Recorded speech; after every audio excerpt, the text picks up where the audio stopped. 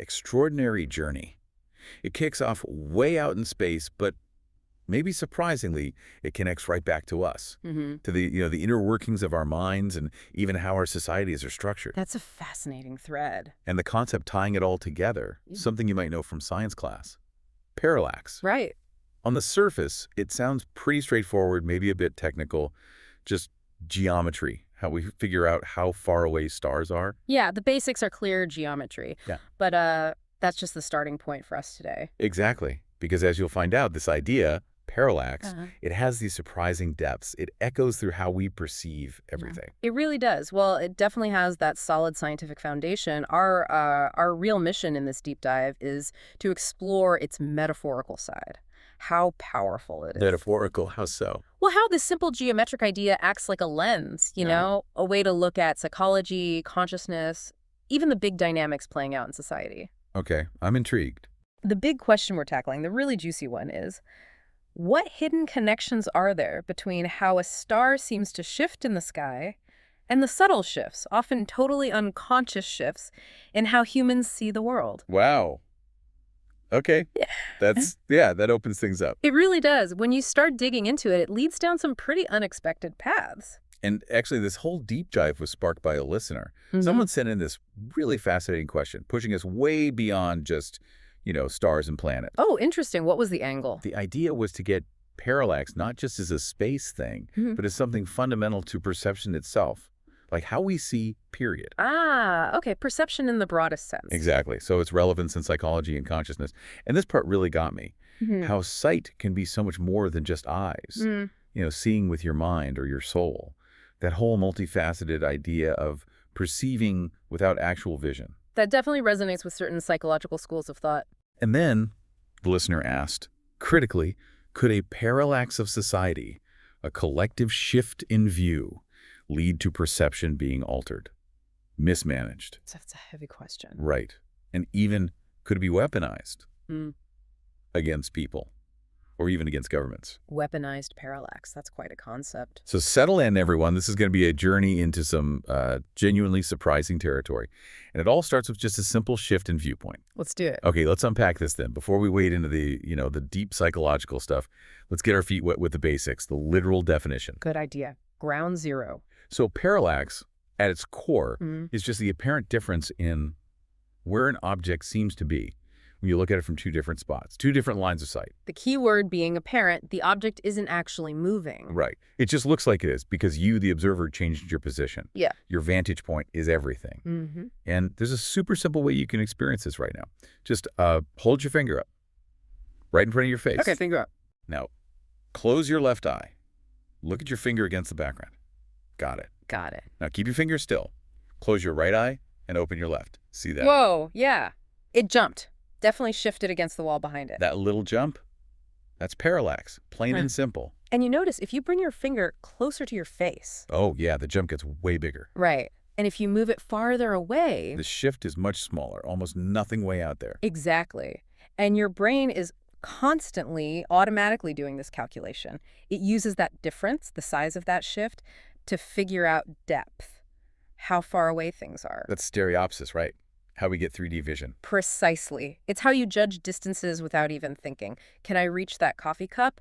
Is that car pulling out too close? Yeah. Your brain uses parallax clues constantly. And you see it all the time, like you said, without thinking.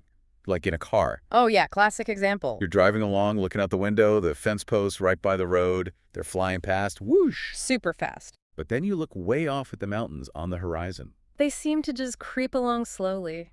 Majestically slow. And the moon. Where the stars at night. They look like they're not moving at all, just fixed up there. Right. Your brain sees those different speeds, that's called motion parallax, and instantly interprets it as depth. Fast means close, slow means far away.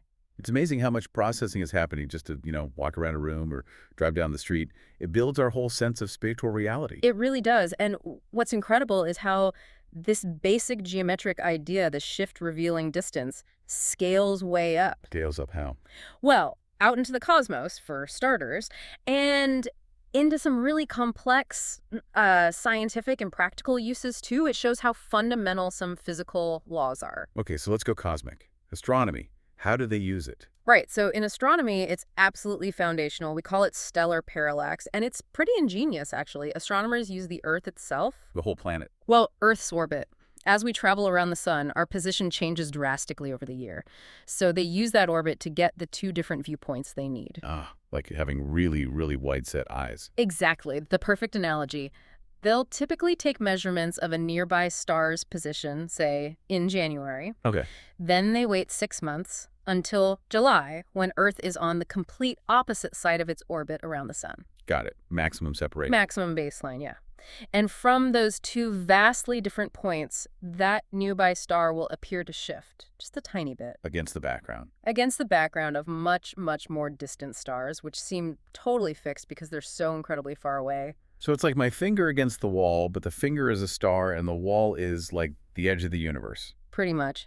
On a cosmic scale, yes. And the key measurement they get is the parallax angle. The angle of the shift. Essentially, yeah. Oh. It represents how much the star appeared to move between those two observations 6 months apart. And here's the crucial part. The closer the star is to us. The bigger the shift, the bigger the angle. Exactly. The larger that tiny angle will be. And for stars farther away, the angle gets smaller and smaller, incredibly tiny. Okay, so angle relates to distance. How do they get the actual number? Well, because we know the distance from the Earth to the sun very precisely, that's 1 astronomical unit, or AU. Right. They can use basic trigonometry, high school math essentially, just with really big numbers and really small angles. They use that parallax angle in the baseline of Earth's orbit to calculate the exact distance to that star. Wow. Just triangulating the cosmos. Literally mapping the nearby universe one star at a time. But you said the angles are tiny. Exceedingly tiny, often less than 1 arcsecond. An arcsecond is a 13/600th of a degree. So minuscule. Hard to even imagine. It is. And because they're so small, astronomers came up with a special unit of distance just for this. The parsec. Parsec, I've heard that one. Star Wars. Ah, yeah, though they used it a bit creatively in Yeah. Star Wars. It's actually a unit of distance, not time. Okay. Just Distance. What does it mean? The name tells you. Parallax, an arcsecond. 1 parsec is defined as the distance to a star that has a parallax angle of exactly 1 arcsecond. Ah, clever. So it connects the angle directly to the distance unit. Precisely. It makes the math and the discussion easier when dealing with these huge distances and tiny angles. For scale, 1 parsec is about 3.26 light years. Okay, got it. So parallax is like the fundamental yardstick for space. It is. It forms the very first, most basic rung, the foundation of what astronomers call the cosmic distance ladder. The ladder, what that? It's a whole series of techniques they use to measure distances farther and farther out into the universe. Each step relies on calibrating the previous one. And stellar parallax, the geometric method, is the absolute base. It's crucial for calibrating all the other more indirect methods used for really distant objects like galaxies. So without parallax, the whole ladder falls apart. Pretty much. Or at least its foundations would be incredibly shaky, but it does have limits. Limits, like what? Well, our current technology, even space telescopes like Gaia, can only measure these tiny angles accurately out to a certain distance. Right now, geometric parallax is really effective only up to about, say, 1,000 parsecs. Which is how far in light years? Roughly 3,260 light years, give or take. Okay, still a huge distance, but cosmic scales are vast. Exactly. Beyond that, the parallax angles just become too minuscule to measure reliably. The shift is smaller than our instruments can detect, so we need other rungs on the ladder for things farther away. Makes sense. It's like having a super precise ruler, but it's only, say, a foot long. You need other tools for measuring miles. That's a great analogy. Perfect. So that's astronomy, groundbreaking stuff. Where else does this pop up? You mentioned practical uses. Oh, definitely. The principle, and importantly the error associated with it, shows up in everyday things. Think about reading an old analog gauge. Like the speedometer in an older car. Or like a voltmeter with a needle. Exactly. If you look at that needle from the side, not straight on, The reading looks different. It looks higher or lower depending on your angle. that's parallax error. You're not viewing it perpendicular to the scale, so your line of sight creates an apparent shift in the needle's position relative to the markings. I've totally seen that. Is that why some fancy old meters had that little mirror strip behind the needle? Precisely. That mirror is there to help you avoid parallax error. You move your head until the needle lines up perfectly with its own reflection, when the reflection disappears behind the needle. You know you're looking straight on. Perpendicular? Clever. Very clever, ensures an accurate reading by forcing the correct viewpoint. Okay, what else? Well, think about optical instruments like a rifle scope or even some telescopes. There's something called parallax shift. In a scope, what does that do? It happens if the image of the target you're looking at isn't formed on the exact same focal plane as the crosshairs. Okay, so they're not lined up optically. Right. And if that happens and you move your eye slightly off the center of the scope's eyepiece. The crosshairs seem to move relative to the target. Exactly. The reticle appears to drift across the target image even if the rifle itself is perfectly still. Not good if you're aiming for precision. Definitely not. How do they fix that? Good scopes have parallax compensation mechanisms. Often, it's an adjustable ring on the objective lens or a separate knob on the side. What it does is shift the focus of the target image slightly, bringing it onto the same optical plane as the reticle. Ah, so it lines everything up internally. Correct. So even if your eye position shifts a little behind the scope, the reticle stays right on the target. Some scopes are factory set to be parallax-free at a common distance, like 100 yards, while others need adjustment for different ranges. Fascinating. So from measuring light years to ensuring an accurate reading on a meter to hitting a target, it all comes back to that shift in viewpoint. It's surprisingly pervasive. Even things like photogrammetry measuring heights of buildings from aerial photos uses parallax. And artillery calculations need to account for it, so shells from different guns converge on the same target. It's all about lines of sight. That's an incredible overview of how parallax works in the physical external world.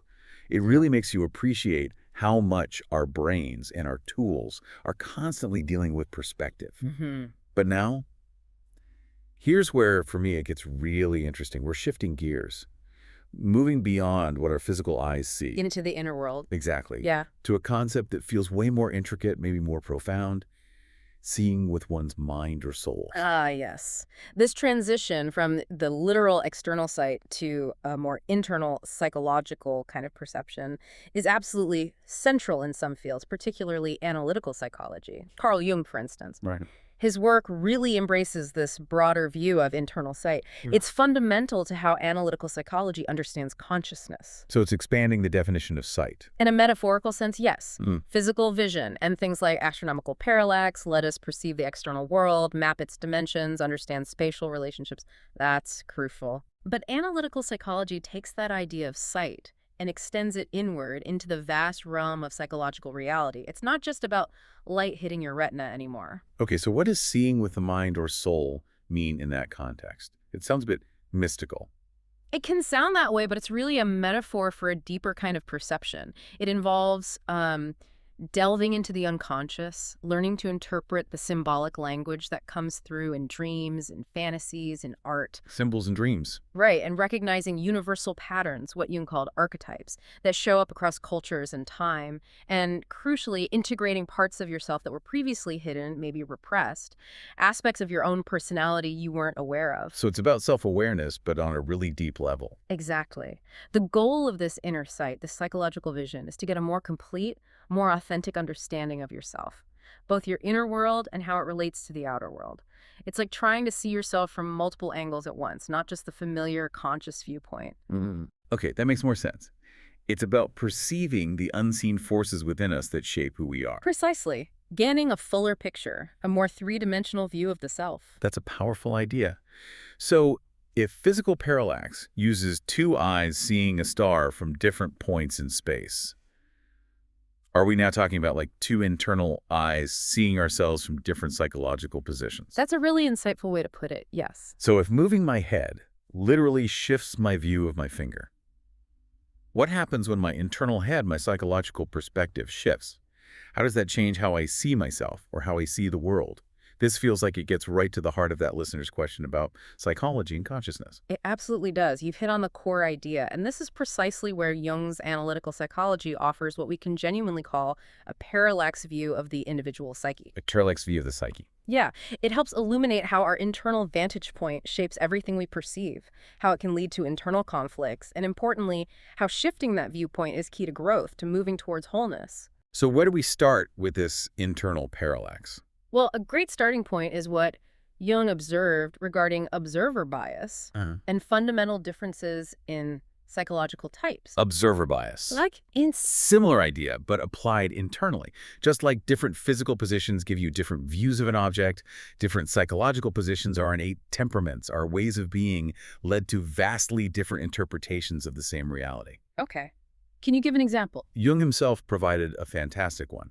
He talked about his observations of Sigmund Freud and Alfred Adler, two giants of psychology. Right, Freud and Adler. Different theories. Very different. But Jung pointed out they were often analyzing the exact same clinical cases. Yet Freud predominantly saw the root of neurosis in repressed sexuality, that collision between conscious ideals and unconscious, often infantile, unmoral desires. Okay, the Freudian view.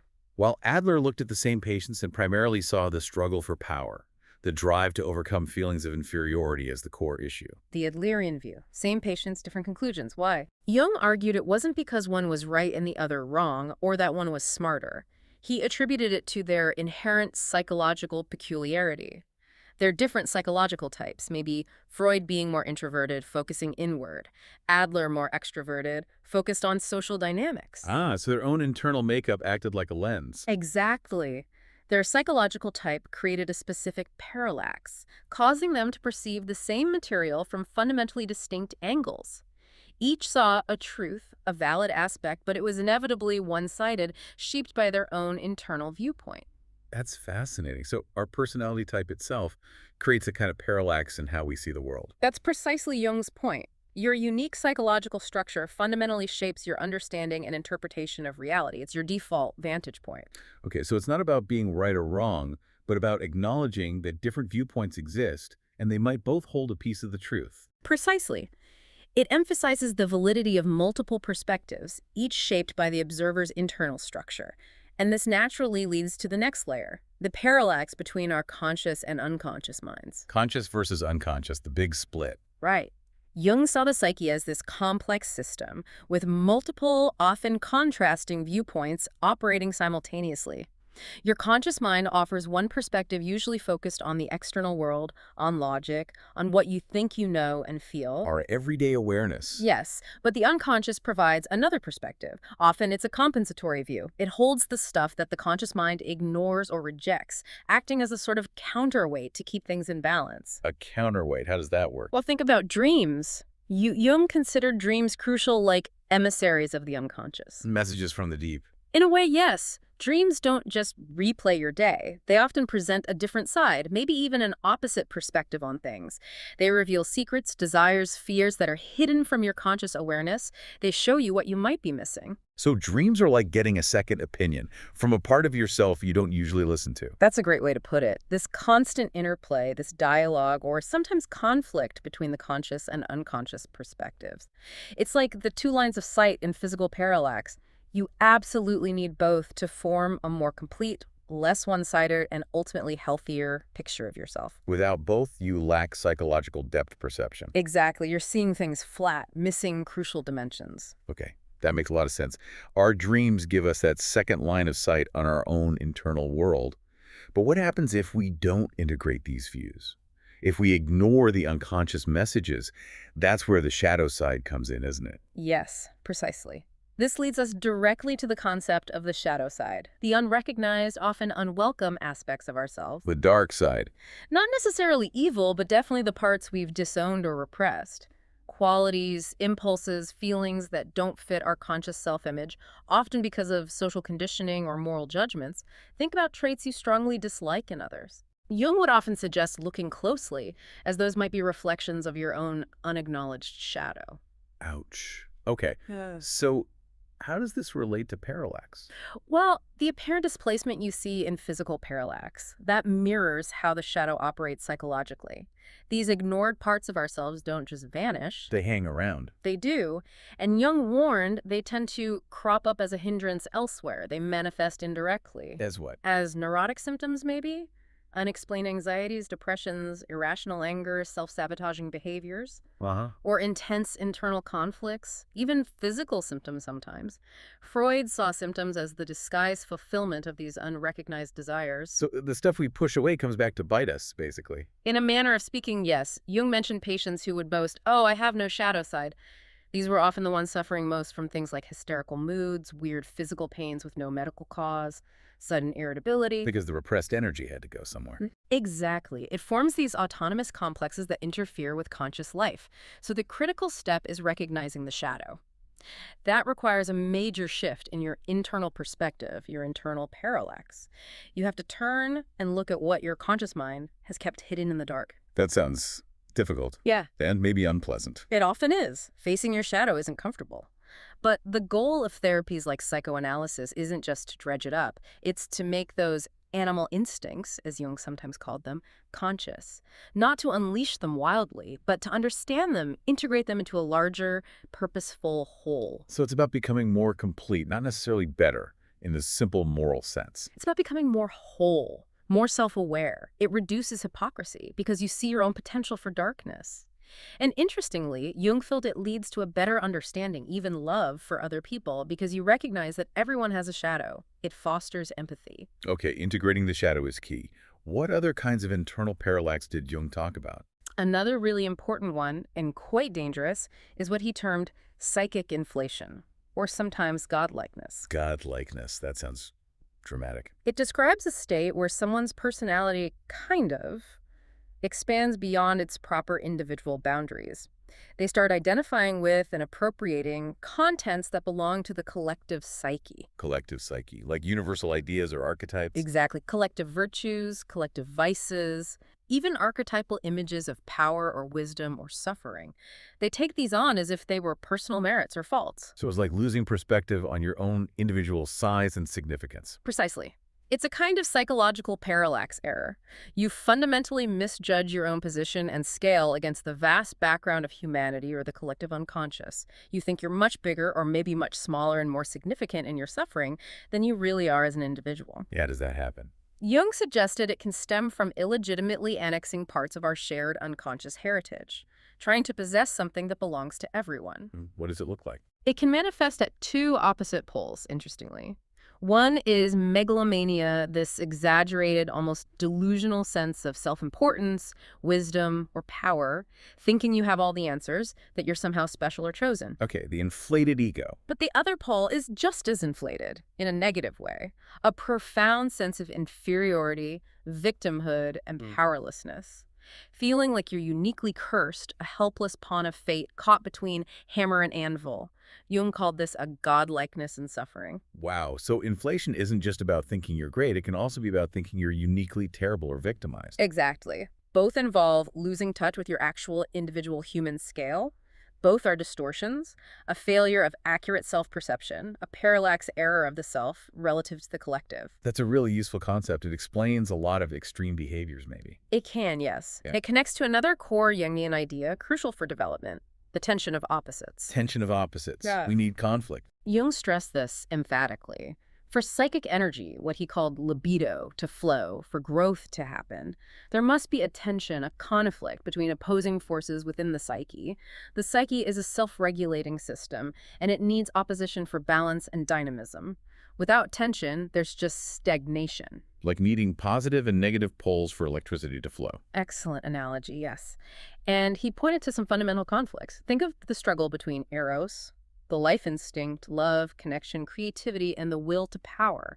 He saw this playing out dramatically in Nietzsche, arguing the will to power is just as mighty a demon as eros. Okay, love versus power. What else? The collision between our conscious ideals, our morals, and our unconscious wishes, those often infantile or unmoral desires we talked about with Freud, the ones pushed down. Right, the things we want versus the things we think we should want. Exactly. And also the inherent conflict between the demands of our basic nature, our instincts, and the constraints imposed by culture and civilization. Jung saw this as creating the disunity with oneself that is almost the hallmark of civilized man. So this internal struggle, this inner parallax between opposing forces, isn't a mistake or a failure. It's necessary. It's absolutely necessary for growth. It's the engine. So how do we navigate it? Through the process Jung called individuation. That's the lifelong journey of becoming your whole authentic self. And it requires confronting these opposites, acknowledging the tension, and finding a way to integrate them, to unite these contradictory forces within yourself. Unite them. How they seem totally opposed. through what Jung termed the transcendent function. He described it as a natural psychic process, not something you can force, but something that emerges from holding the tension. It's like a bridge across the yawning gulf between conscious and unconscious. A bridge. Yes, it synthesizes the rational data from your conscious mind with the irrational data from your unconscious, creating something new, a new attitude, a new perspective, a new symbol perhaps, that transcends the original conflict and integrates the opposites. So it's a higher form of internal sight, a way to see beyond the conflict. Exactly. It leads to a new, more solid foundation for the personality. But without embracing this tension, without engaging with these multiple perspectives or poles within, individuals just remain stuck in that state of self-division, which is essentially the root of neurosis, unable to move forward. Wow. Okay, that's a really deep dive into the individual psyche through this parallax lens. Our internal viewpoints, the tension between them, the need to integrate, it makes so much sense. It's a powerful framework. But now, let's zoom out. What does all this mean for society? Can a whole group, a whole culture, get stuck in a kind of collective parallax error, distorting reality for everyone? This hits that other part of the listener's question, parallax of society leading to mismanaged perception. This is absolutely the critical next step, because Jung was very clear. Individual psychological problems are not isolated phenomena. They are deeply, intimately interwoven with the larger issues and conflicts playing out in society. So personal problems reflect societal problems. Often, yes. Jung made this really significant statement that neurosis is intimately bound up with the problem of our time.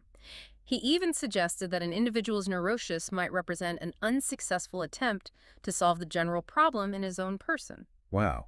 So if society is sick, individuals trying to cope might develop psychological symptoms. That's the implication. Widespread societal conflicts, repressions, imbalances, these inevitably manifest in the psyches of the individuals living within that society. The collective psyche impacts the individual psyche and vice versa. Okay, so how does this lead to a collective parallax error? Well, societies, just like individuals, can develop a dominant mindset, a prevailing conscious attitude that becomes rigid and one-sided. This collective viewpoint can actively suppress individual differences, individual thinking, and any perspective that deviates too much from the established norm. The pressure to conform. Exactly. Jung noted, quite pragmatically, that collective thinking and feeling is just easier. It's far less of a strain than individual functioning and effort, which always requires more energy, more courage, more consciousness. It's easier to go with the flow. Much easier. But he won't, prioritizing that collective ease poses a dangerous threat to the development of personality. When a society rigidly clings to a single viewpoint, maybe a specific mass sexual morality, or a political ideology that denies inconvenient truths, or a scientific rationalism that dismisses anything irrational, it creates this collective parallax error. Like the whole society is looking at reality with only one eye open. That's a perfect image for it, yes. It obscures other vital realities, other necessary perspectives, leading to a distorted, incomplete view of the world and human nature. Critical depth and context are lost. That makes a lot of sense. It's definitely easier to just agree to not rock the boat. But that comfort clearly has a downside for the collective's grip on reality. A huge downside. And the dangers become particularly stark when we consider what happens when a society collectively represses the irrational. Repressing the irrational, like the collective shadow side. Precisely. Just like individuals have a shadow, societies do too. Uncomfortable truths, inconvenient instincts, historical traumas, dissenting views, the aspects the dominant collective consciousness prefers to ignore or condemn. And suppressing them doesn't make them go away. Absolutely not.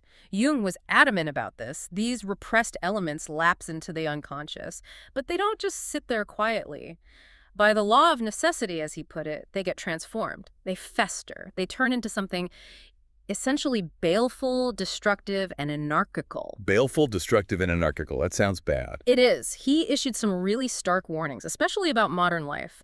He worried that the intense rationalism of modern life, by depreciating everything irrational, was actually strengthening the dangerous potential of the collective unconscious. It was pushing all that raw, irrational energy underground. And what happens when that energy builds up? He predicted devastating outcomes. He spoke of the potential for mass murder on an unparalleled scale, or collective outbreaks of madness and destruction. Chillingly prescient, perhaps, given 20th century history. That is genuinely chilling. The idea that trying too hard to be rational and ordered could actually unleash the opposite on a massive scale. It's the concept of enantiodromia, the tendency for things to run into their opposite when pushed too far in one direction.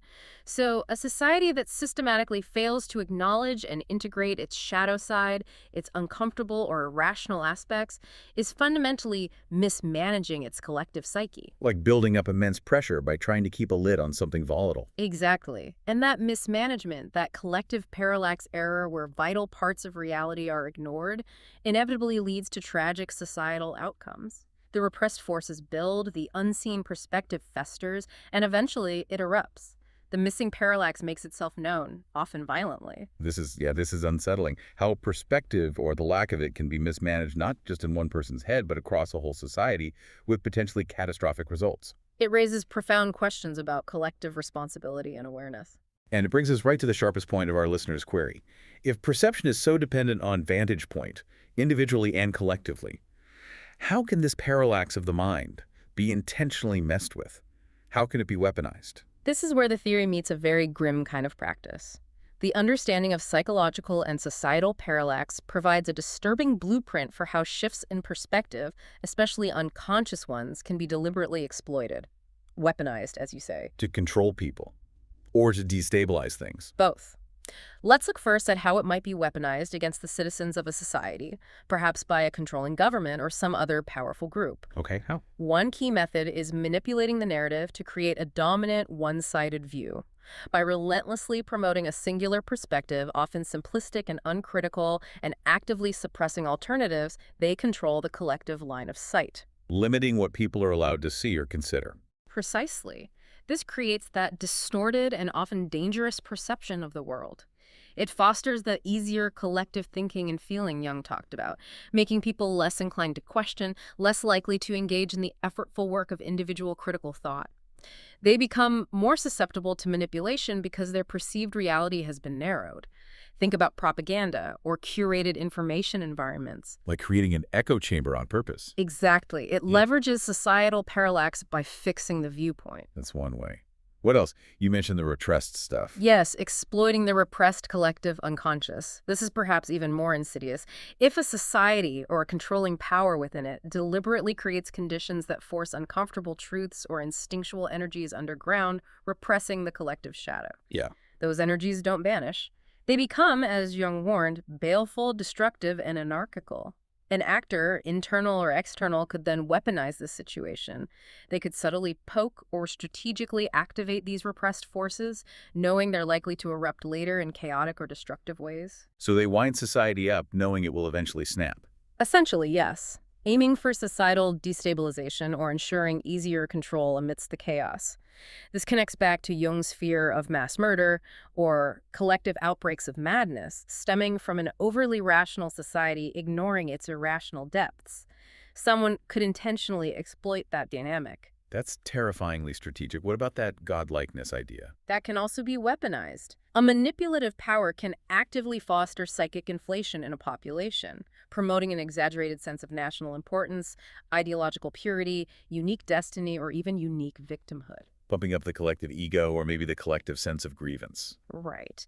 This encourages citizens to identify with these grand collective contents as if they were personal qualities. It creates that distorted self-perception, that parallax error regarding their place in the world. And how is that useful for control? Because this inflated state, whether it leads to megalomania or a deep sense of inferiority, can be easily exploited. It fosters intolerance, dogmatism, contempt for outsiders, paranoia. It makes people easier to direct towards extreme actions against perceived enemies, internal or external. They lose perspective, blinded by the inflated collective identity. Us versus them, fueled by a distorted sense of self. Precisely. Then there's the suppression of individuality through promoting imitation. Jung pointed out that while imitation is necessary for social order, it's most pernicious for individuation. How can imitation be weaponized? A controlling entity can deliberately promote conformity, encouraging everyone to imitate a specific eminent personality, a leader cult perhaps, or a certain set of striking characteristics deemed desirable by the state or group. This induces an unconscious compulsive bondage to the environment. So everyone tries to be the same, losing their own judgment. Yes. It effectively smothers individuality, critical thinking, and dissent. It leaves a population that's more sterile, as Jung put it, less capable of independent thought, and therefore much easier to manage and control. Conformity becomes the weapon. Wow. And you mentioned exploiting internal conflicts. Yes, exploiting that state of self-division that underlies neurosis. Remember, the conscious mind might cling to a high moral ideal while the unconscious pushes for something unmoral. Right. A manipulative regime could exploit this. Publicly, they promote an extremely high, maybe even unattainable or hypocritical, moral standard. Think puritanical rules or strict ideological codes. Okay. But privately or unconsciously, they might allow or even subtly encourage the very unmoral instincts or desires they publicly condemn. This keeps the population in a state of chronic, low-level internal conflict. People feel vaguely guilty or confused, unaware of their actual conflict. And that makes them easier to control. Potentially, yes. Less integrated people, people tied up in unconscious knots, might be more prone to neurotic behaviors, anxiety, or irrational actions that can then be channeled or directed by the controlling power. It keeps people off balance internally. These are all deeply disturbing ways to manipulate perception by exploiting these parallax principles against a population. They are indeed. It shows how understanding these psychological dynamics can be turned towards control. But you also said this can be weaponized against a government. How does that flip? It's essentially using the government's own parallax against itself.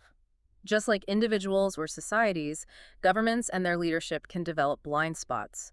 Their own collective viewpoint becomes so dominant and uncritical that it obscures other realities. They start believing their own hype or ignoring inconvenient facts. Exactly.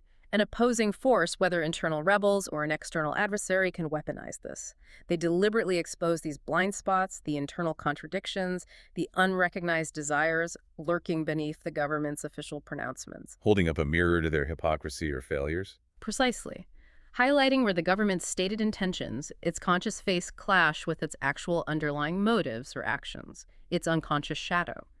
This directly undermines its legitimacy and authority. It plays on that philosophical idea from Eshek. The observer's gaze finding the blind spot in the observed. The government's own unacknowledged parallax becomes its vulnerability. Okay, exposing inconsistencies. What about the repressed stuff again? That works against governments too, using enantiodromia. If a government prides itself on being hyper-rational, orderly, civilized, and actively suppresses or depreciates everything irrational within society, it creates that underground pressure cooker.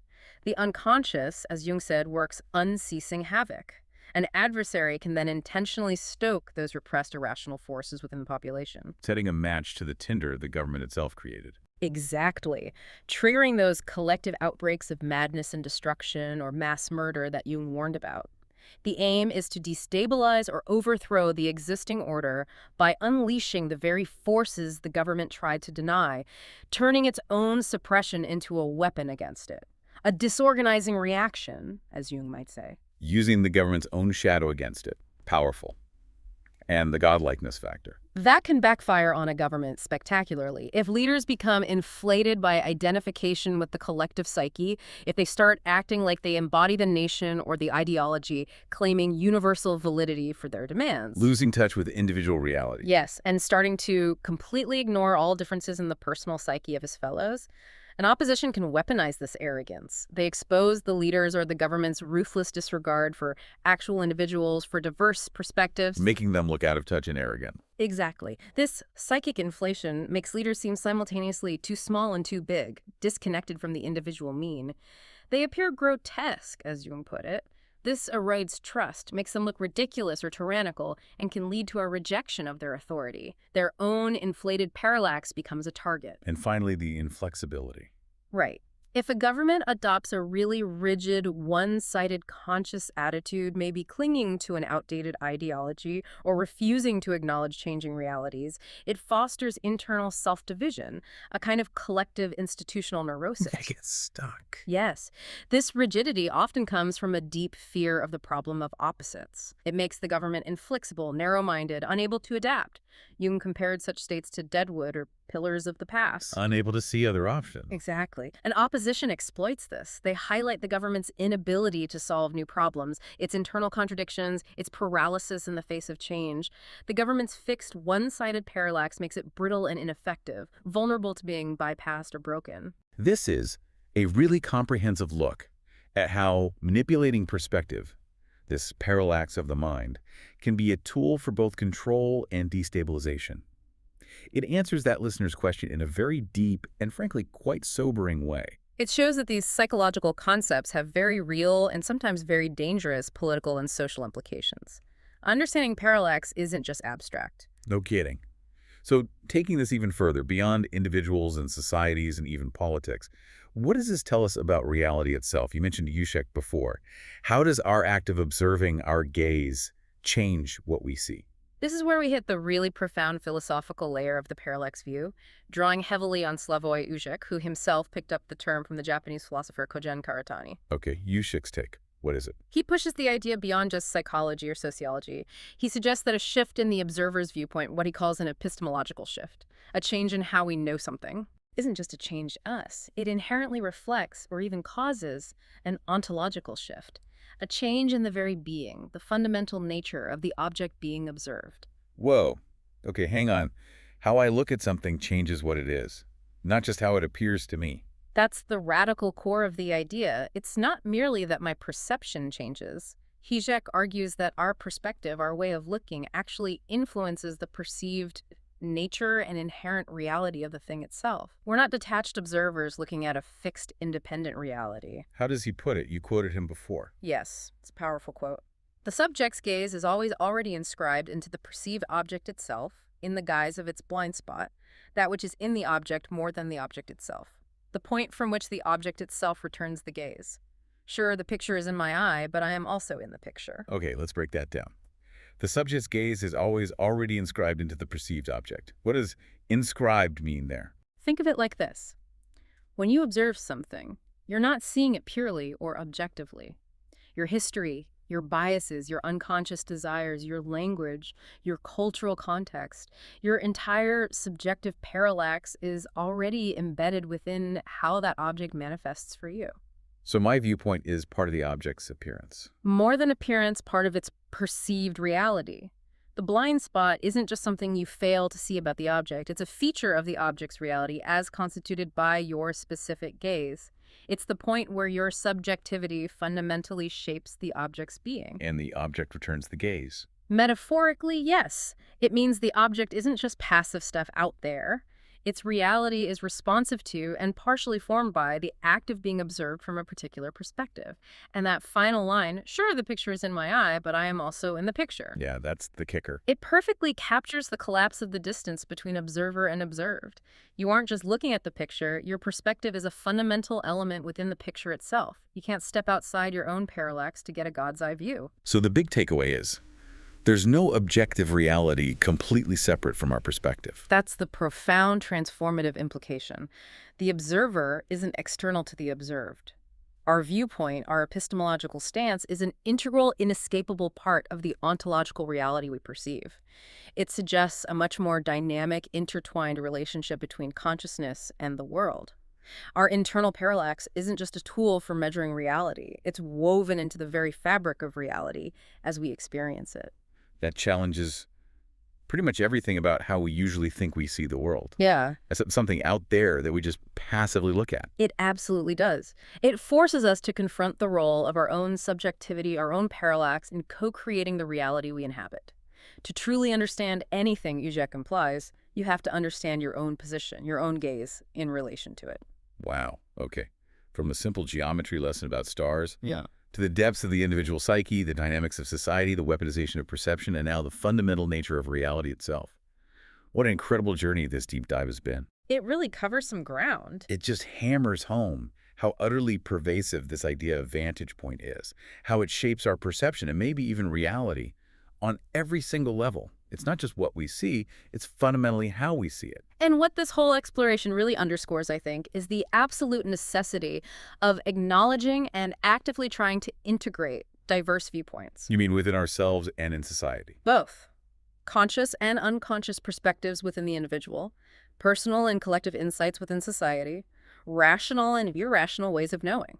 Engaging with these different lines of sight isn't just good for mental health or social harmony. It's essential for getting a fuller picture. Exactly. For achieving a more complete, more authentic, and less dangerously distorted understanding of our shared reality.